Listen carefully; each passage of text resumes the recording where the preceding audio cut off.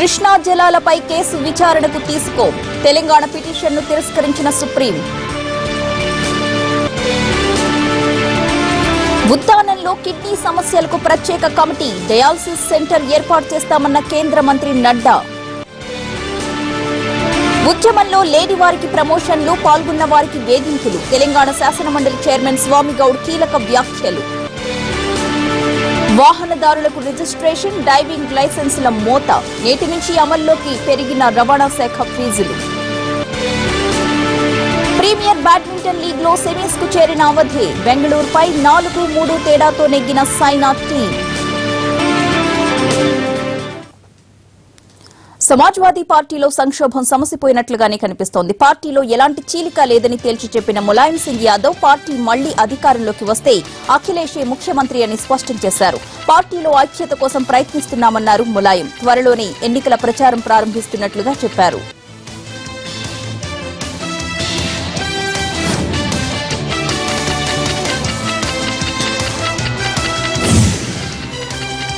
ఇటీవల సమాజ్వాదీ పార్టీలో ములాయం కుటుంబంలో విభేదాలు, అంతర్గత కలహాలు భగ్గుమన్నాయి. పార్టీ గుర్తు కోసం తండ్రి కొడుకుల మధ్య వైరం కొనసాగింది. ఒకానొక సమయంలో తండ్రి కొడుకుల మధ్య ఆధిపత్య పోరు తారాస్థాయికి చేరడంతో ఆ పార్టీ 2 వర్గాలుగా చీలిపోయింది. దీంతో ఎన్నికల్లో పోటీ చేసేందుకు ఇరు వర్గాలు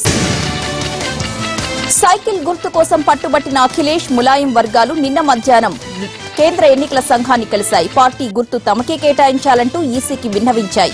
అయితే సాయంత్రానికి పరిణామాలు మారిపోయాయి. రామ్ గోపాల్ యాదవ్ రాజ్యసభ సభ్యత్వాన్ని రద్దు చేయాలని రాజ్యసభ చైర్మన్ కు లేఖ రాసిన ములాయం చివరకు సంక్షోభం ముగిసిపోయిందని ప్రకటించారు. ఇక ఇవాళ తండ్రి కొడుకులు ఇద్దరూ ఉమ్మడిగా మీడియా ముందుకు రాబోతున్నారు. తాము కలిసే ఉన్నామని చెప్పే అవకాశం ఉంది.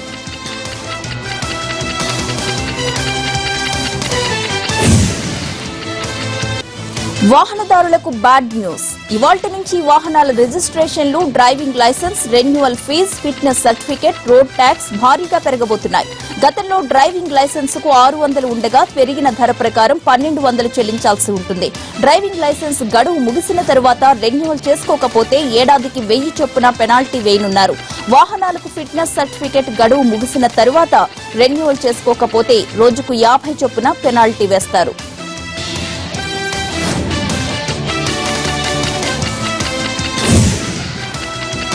కాళేశ్వరం ప్రాజెక్టు పనులను వేగవంతం చేయాలని అధికారులను ఆదేశించారు తెలంగాణ ఇరిగేషన్ మంత్రి హరీష్ రావు. బ్యారేజీలు, పంప్ హౌజుల డిజైన్లను టాప్ ప్రయారిటీగా సమర్పించాలని ఆదేశించారు ఆయన. ప్రాజెక్టును సవాల్గా తీసుకుని షెడ్యూల్ ప్రకారం పూర్తి చేయాలన్నారు. కాళేశ్వరం ప్రాజెక్టును వీలైనంత త్వరగా పూర్తి చేసి ఆసియాలోనే సరికొత్త రికార్డు నెలకొల్పాలని అధికారులకు సూచించారు హరీష్ రావు. 2017 అక్టోబర్లోగా గోదావరి నీటిని పొలాలకు తరలించాలన్న సీఎం కేసీఆర్ ఆకాంక్షను నెరవేర్చాలని కోరారు. విద్యార్థుల్లోని ఔత్సాహిక ఆలోచనలకు అండగా నిలబడ్డప్పుడే దేశంలో స్టార్టప్ ఈకో సిస్టమ్ అభివృద్ధి చెందుతుందన్నారు తెలంగాణ ఐటీ మంత్రి కేటీఆర్. ఐఐటీ లాంటి విద్యా సంస్థలు పరిశోధనలకు మరింత ఊతం ఇవ్వాలని, ఈ దిశగా ప్రభుత్వాలు కొత్త తరం ఆలోచనలతో పాలసీలు తయారు చేయాలని మంత్రి సూచించారు. మద్రాస్ ఐఐటీలో innovate, incubate and incorporate startup ecosystem అభివృద్ధిపై విద్యార్థులను ఉద్దేశించి కేటీఆర్ ప్రసంగించారు. తెలంగాణ ప్రభుత్వం టీ హబ్ ఏర్పాటు చేసిందని వివరించారు. పరిశోధనల కోసం ప్రత్యేకంగా పాలసీలను తయారు చేసిందని చెప్పారు.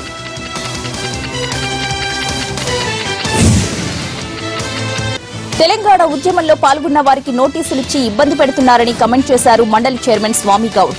తెలంగాణ ఉద్యమంలో లేని వారికే ఎక్కువగా ప్రమోషన్లొచ్చాయన్నారు. ఉద్యమంలో పాల్గొన్న వారిని వేధించడం సరికాదంటూ సూచించారు. తెలంగాణ శాసనమండలి చైర్మన్ స్వామిగౌడ్ చేసిన వ్యాఖ్యలు ప్రస్తుతం చర్చనీయాంశమవుతున్నాయి.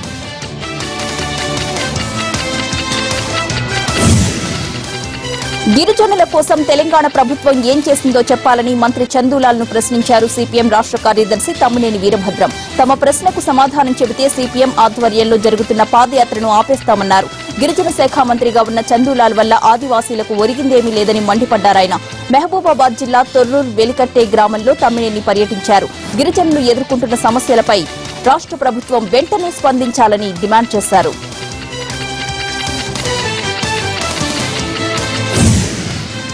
శతాబ్ది ఉత్సవాలకు ఉస్మానియా యూనివర్సిటీ సిద్దమవుతోంది. ఏప్రిల్ 26 నుంచి ఏడాది పాటు ఉత్సవాలు నిర్వహించాలని ప్రభుత్వం నిర్ణయించింది. ఉస్మానియా శతాబ్ది ఉత్సవాలపై డిప్యూటీ సీఎం కడియం శ్రీహరి సమీక్ష నిర్వహించారు. ఈ వేడుకలకు ఏప్రిల్ 26న రాష్ట్రపతిని ఆహ్వానించనున్నట్లుగా తెలిపారు. ఏప్రిల్ 27న జరిగే ఆల్ ఇండియా వర్సిటీ వీసీల కాన్ఫరెన్స్ కు కేంద్ర మానవ వనరుల అభివృద్ది శాఖ మంత్రి ప్రకాష్ జవదేకర్ హాజరవుతారు.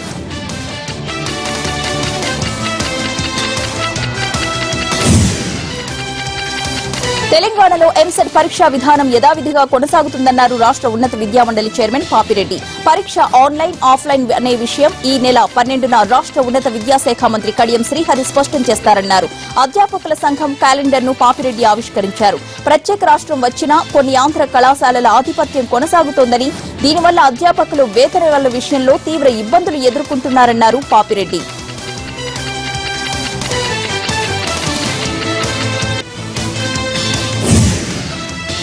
జీహెచ్ఎంసీలో భారీ మోసం వెలుగు చూసింది. ఓ అవుట్ సోర్సింగ్ ఉద్యోగి చేతివాటం ప్రదర్శించినట్లుగా తేలింది.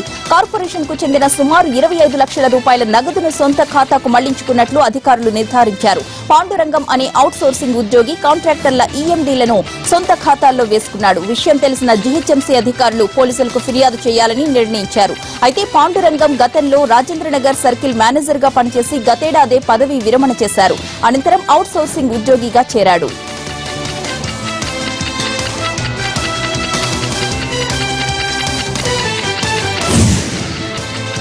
జగిత్యాల జిల్లా కోరుట్లలో కేవలం గంట వ్యవధిలోనే కిడ్నాప్ మిస్టరీని ఛేదించారు పోలీసులు. స్థానిక ముఫారన్ నగర్ కు చెందిన 6 ఏళ్ల బాలిక అరబిక్ నేర్చుకునేందుకు వెళుతున్న సమయంలో ఆటో డ్రైవర్ ఆమెను కిడ్నాప్ చేశాడు. విషయం తెలిసిన బాలిక తల్లిదండ్రులు పోలీసులను ఆశ్రయించారు. వెంటనే 6 బృందాలుగా ఏర్పడిన పోలీసులు ముమ్మరంగా తనిఖీలు నిర్వహించారు. ఆటో డ్రైవర్ మున్నాను గంట వ్యవధిలోనే అరెస్ట్ చేశారు. పాపను తల్లిదండ్రులకు అప్పగించారు.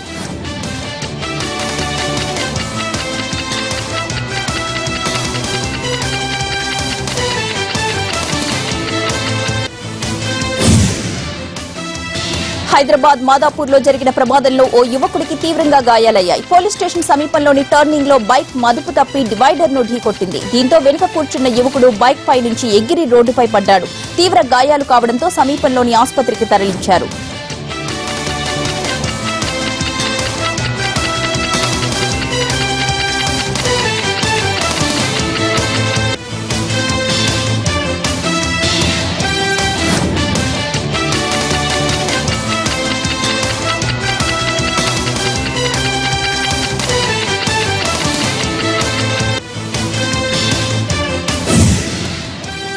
కాపు ఉద్యమ నేత ముద్రగడ పద్మనాభం, ఏపీ మంత్రుల మధ్య లేఖల యుద్దం కొనసాగుతోంది. అధికారంలోకొచ్చి 3 ఏళ్లైనా రిజర్వేషన్ హామీ ఎందుకు నిలబెట్టుకోలేదంటూ ముద్రగడ ఏపీ సీఎం చంద్రబాబుకు లేఖ రాశారు. దీనిపై ఘాటుగానే స్పందించారు మంత్రులు.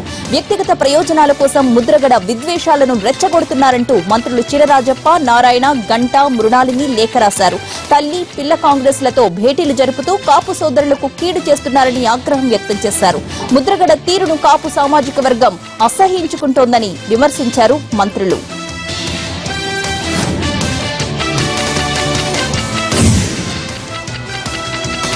మోడీ అంటే మేకింగ్ ఆఫ్ డెవలప్డ్ ఇండియా అన్నారు కేంద్ర మంత్రి వెంకయ్య నాయుడు. విశాఖలో ఈ గవర్నెన్స్ సదస్సులో పాల్గొన్న ఆయన నల్లధనాన్ని అరికట్టేందుకే పెద్ద నోట్ల రద్దు నిర్ణయం తీసుకున్నామని చెప్పారు. నల్లధనంపై మోడీ యుద్దం చేస్తున్నారని చెప్పుకొచ్చారు వెంకయ్య.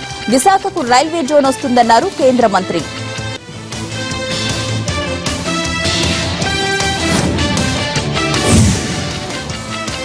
ఉద్దానం కిడ్నీ సమస్యల పరిష్కారానికి శ్రీకాకుళం జిల్లా కలెక్టర్ కార్యాలయంలో రాష్ట్ర ప్రభుత్వం ఏర్పాటు చేసిన సమీక్షా సమావేశం తూతూ మంత్రంగా సాగింది.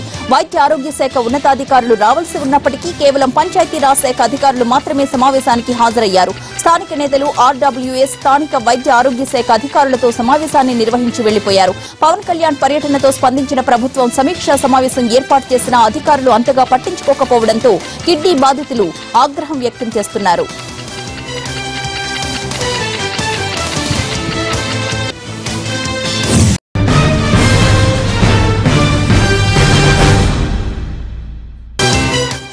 Back to news. కర్నూలు జిల్లా టీడీపీలో కీచులాటలు ఏమాత్రం తగ్గలేదు. వైసీపీ నుంచి టీడీపీలో చేరిన ఎమ్మెల్యేలు, ఇన్ఛార్జీల మధ్య దూరం రోజురోజుకు పెరుగుతోంది.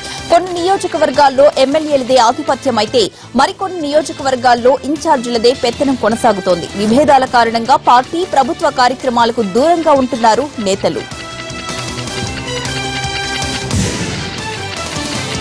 కరీంనగర్ కు స్మార్ట్ సిటీ హోదా కోసం ప్రయత్నిస్తున్నామన్నారు ఎంపీ వినోద్ కుమార్. స్మార్ట్ సిటీపై ఏర్పాటు చేసిన అవగాహన కార్యక్రమంలో ఆయన పాల్గొన్నారు. మార్చి నెలాఖరులోగా కేంద్రానికి డీపీఆర్ సమర్పించే అవకాశం ఉందన్నారు. స్మార్ట్ సిటీ రేసులో గెలిచేలా న్యాయవాదులు తమ సలహాలు, సూచనలను అందించాలని కోరారు.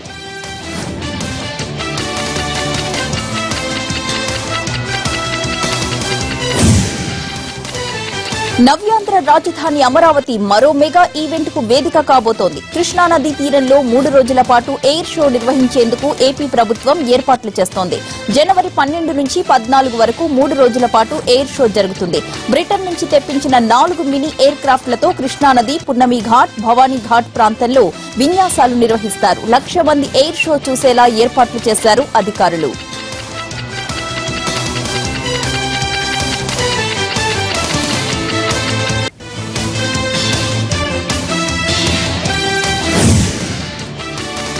ఖైదీ నెంబర్ 150 సినిమా ఆన్లైన్ బుకింగ్స్ లో అదరగొట్టిందన్నారు దర్శకులు వివి వినాయక్. చిరంజీవి సినిమా అన్ని వర్గాల వారిని మెప్పిస్తుందన్నారు. రాజమండ్రిలో ఓ సినిమా థియేటర్ ను వినాయక్ ప్రారంభించారు. చిరంజీవిపై వర్మ కమెంట్స్ చేయడం తప్పన్నారు వినాయక్. వర్మ కమెంట్స్ తో అందరూ బాధపడినట్లు వివరించారు.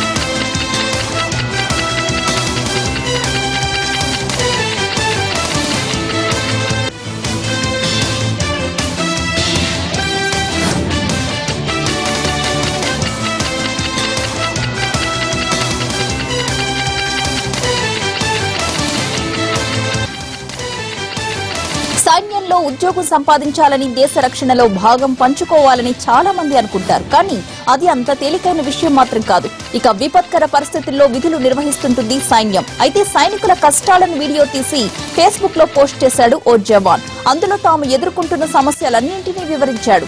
ఇప్పుడు ఆ వీడియో వైరల్ గా మారింది.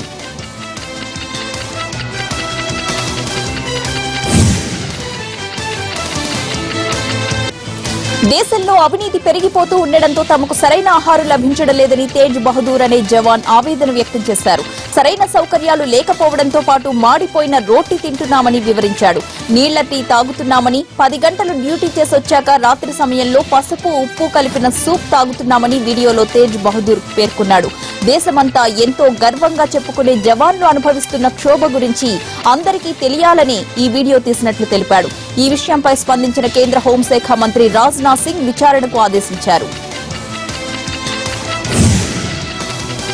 పెద్ద నోట్ల రద్దు ప్రక్రియపై రిజర్వ్ బ్యాంక్ గవర్నర్ కు ప్రశ్నలు సంధించింది పార్లమెంట్ పబ్లిక్ అకౌంట్స్ కమిటీ. ఈ నెల 20న కమిటీ ముందు హాజరై నోట్ల రద్దు నిర్ణయాన్ని ఎలా తీసుకున్నారు, దేశ ఆర్థిక వ్యవస్థపై దాని ప్రభావం ఏ విధంగా ఉంటుందో వివరించాల్సిందిగా ఆదేశించింది. ఒకవేళ పీఏసీ సభ్యులంతా ఏకగ్రీవంగా నిర్ణయిస్తే ప్రధానిని కూడా నోట్ల రద్దు అంశంపై విచారిస్తామని చెప్పారు పీఏసీ చైర్మన్ కేవీ థామస్. అయితే ఇందులో రాజకీయ కోణం లేదని స్పష్టం చేశారు.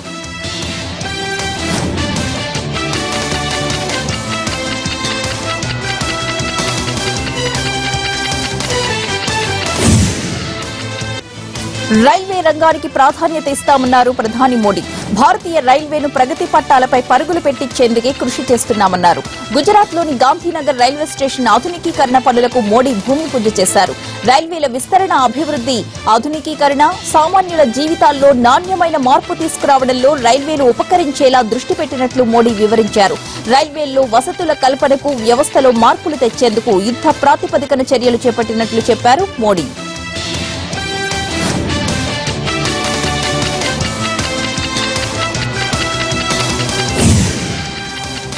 పంజాబ్ అసెంబ్లీ ఎన్నికలకు అక్కడి రాజకీయ పార్టీలు సిద్దమవుతున్నాయి. వచ్చే నెలలో జరిగే ఎన్నికలకు ఇప్పటికే అభ్యర్థుల జాబితాను ప్రకటించిన కాంగ్రెస్ తాజాగా మేనిఫెస్టోను కూడా విడుదల చేసింది. ఈ మేనిఫెస్టోను మాజీ ప్రధాని మన్మోహన్ సింగ్ చేతుల మీదుగా ఢిల్లీలో విడుదల చేశారు. పంజాబ్ లో మాదక ద్రవ్యాల సమస్యను 4 వారాల్లోగా అంతం చేస్తామని మేనిఫెస్టోలో హామీ ఇచ్చింది కాంగ్రెస్. వ్యవసాయ రుణాల మాఫీ, ప్రతి కుటుంబంలో ఒకరికి ఉద్యోగం, బాలికలకు ఉచిత విద్య అందిస్తామని హామీ ఇచ్చింది. పంజాబ్ అసెంబ్లీకి ఫిబ్రవరి 4న ఒకే దశలో ఎన్నికలు జరగనున్నాయి.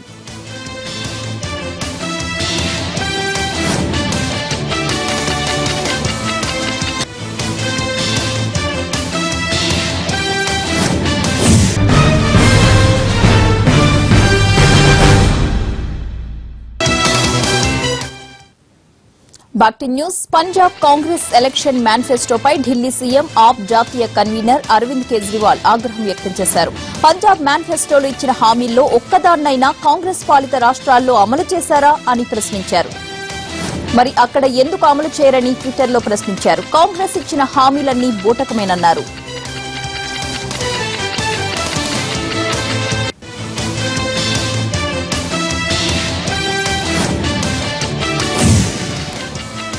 ఎన్నికల వేళ యూపీలో బీఎస్పీకి భారీ ఎదురుదెబ్బ తగిలింది. పార్టీ అధినేత్రి మాయావతి సోదరుడు ఆనంద్ కుమార్ ఆస్తులపై ఐటీ శాఖ దృష్టి పెట్టింది. 7 ఏళ్ల కాలంలో 7 కోట్ల నుంచి 1300 కోట్లకు ఆనంద్ కుమార్ ఆస్తులు పెరిగినట్లు అధికారులు గుర్తించారు.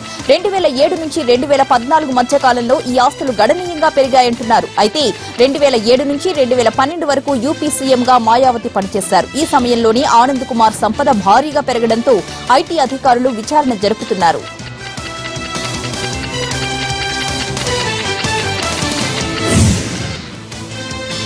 తమపై నిఘా కేసు నేపథ్యంలో సామూహికంగా సెలవులు పెట్టేందుకు ప్రయత్నించిన ఐఏఎస్ అధికారులపై సీరియస్ అయ్యారు కేరళ సీఎం పినరయి విజయన్. హద్దు మీరితే సహించేది లేదని అధికారులను హెచ్చరించారు. అటు ప్రభుత్వం, ఇటు అధికారుల మధ్య వివాదం తీవ్రం కావడంతో 8 మంది ఐఏఎస్ అధికారులు సీఎం విజయన్తో భేటీ అయ్యారు. తాజా వివాదంపై చర్చించారు. మరోవైపు గత ప్రభుత్వం నియమించిన తమపై ప్రస్తుత ప్రభుత్వం ప్రతీకార వైఖరి అవలంబిస్తోందని ఐఏఎస్ అధికారులు ఆరోపిస్తున్నారు.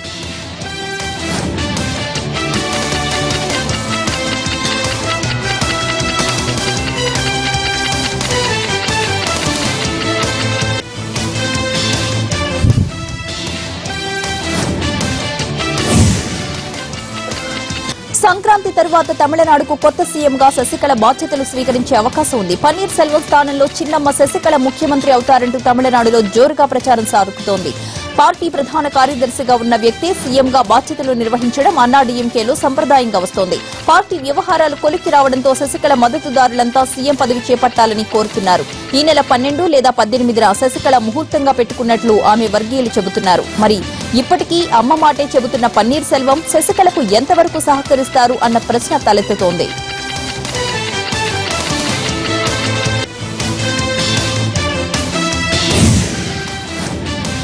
బ్రిజేష్ కుమార్ ట్రిబ్యునల్ తీర్పుపై తెలంగాణ ప్రభుత్వం వేసిన పిటిషన్ను సుప్రీంకోర్టు కొట్టివేసింది. నీటి పంపకాలకు సంబంధించి బ్రిజేష్ ట్రిబ్యునల్ అనుసరిస్తున్న విధానం వల్ల తమ ప్రాంతం నష్టపోతోందంటోంది తెలంగాణ ప్రభుత్వం. బ్రిజేష్ ట్రిబ్యునల్ చేసిన నీటి కేటాయింపులను సుప్రీంకోర్టులో సవాల్ చేసింది. అయితే కేటాయింపులు సహేతుకంగా లేవన్న తెలంగాణ ప్రభుత్వ వాదనను సుప్రీంకోర్టు తోసిపుచ్చుతూ పిటిషన్ను కొట్టివేసింది.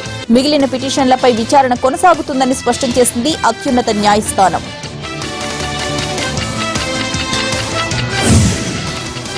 ప్రధాని మోడీ డిగ్రీ వివరాలు త్వరలోనే వెల్లడి కాబోతున్నాయి. ఆర్టీఐ కార్యకర్త, ఆప్ మద్దతుదారుడు నీరజ్ శర్మ వేసిన పిటిషన్పై వివరాలు అందించేందుకు ఢిల్లీ యూనివర్సిటీ రెడీ అవుతోంది. మొదట సమాచార హక్కు చట్టం ద్వారా పీఎం డిగ్రీ వివరాలు అడిగినా యూనివర్సిటీ యాజమాన్యం నిరాకరించింది. దీంతో నీరజ్ శర్మ సమాచార కమిషన్ను ఆశ్రయించాడు. దీనిపై స్పందించిన కమిషన్ వివరాలిచ్చేందుకు నిరాకరించిన అధికారిని మీనాక్షి సాహికు 25,000 రూపాయల జరిమానా విధించింది. మోడీ డిగ్రీ వివరాలు ఇవ్వాలని ఆదేశించింది.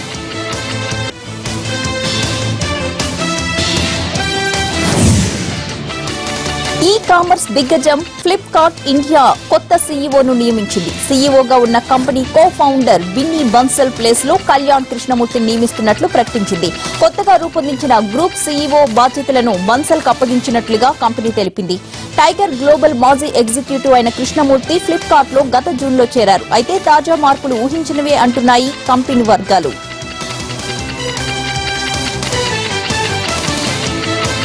ద్వాదశి సందర్భంగా భద్రాచలం శ్రీ రామచంద్రస్వామి ఆలయంలో ఉత్తర ద్వార దర్శనం వైభవంగా జరిగింది. భక్తులు పెద్ద ఎత్తున హాజరై స్వామివారిని దర్శించుకున్నారు. స్వామివారు గరుడ వాహనంపై భక్తులకు దర్శనమిచ్చారు. అర్ధరాత్రి వరకు ఉత్తర ద్వార దర్శనం కొనసాగింది. దీంతో రామచంద్రస్వామి దర్శనం కోసం భక్తులు పోటెత్తారు.